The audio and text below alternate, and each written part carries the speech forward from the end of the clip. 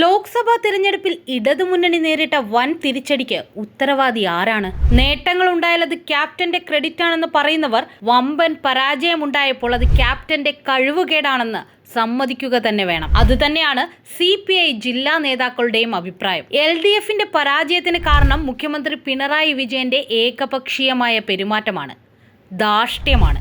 അത് പറയാനുള്ള ചങ്കൂറ്റം CPI നേതൃത്വം കാണിക്കണമെന്നാണ് ജില്ലാ നേതാക്കളുടെ ആവശ്യം. ഏകപക്ഷീയം എന്നത് ഏകാധിപതിയെ പോലുള്ള പെരുമാറ്റമെന്നും വായിക്കാം.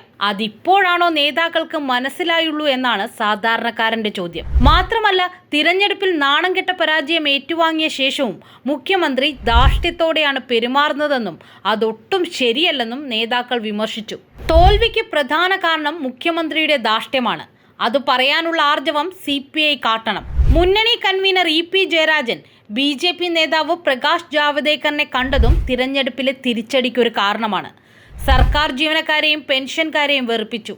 സപ്ലൈകോയിൽ സാധനങ്ങൾ ലഭിക്കാത്തതും പെൻഷൻ മുടങ്ങിയതും തിരിച്ചടിയായി. തിരഞ്ഞെടുപ്പിന് മുമ്പ് പൗരത്വ നിയമത്തെ മുൻനിർത്തി നടത്തിയ യോഗങ്ങളിൽ എല്ലാ ജില്ലകളിലും മുസ്ലിം സമുദായത്തെ മാത്രം പ്രീണിപ്പിക്കാനുള്ള ശ്രമമാണ് മുഖ്യമന്ത്രി നടത്തിയത്.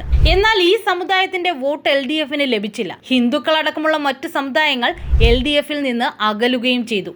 എല്ലാ മതങ്ങളെയും ഒരുമിച്ച് നിർത്തുന്നതിൽ സർക്കാർ അമ്പേ പരാജയപ്പെട്ടു. LDFന്റെ വോട്ടുകളും BJPയിലേക്ക് പോയി. ഈഴവ സമുദായം LDFൽ നിന്ന് അകന്നു.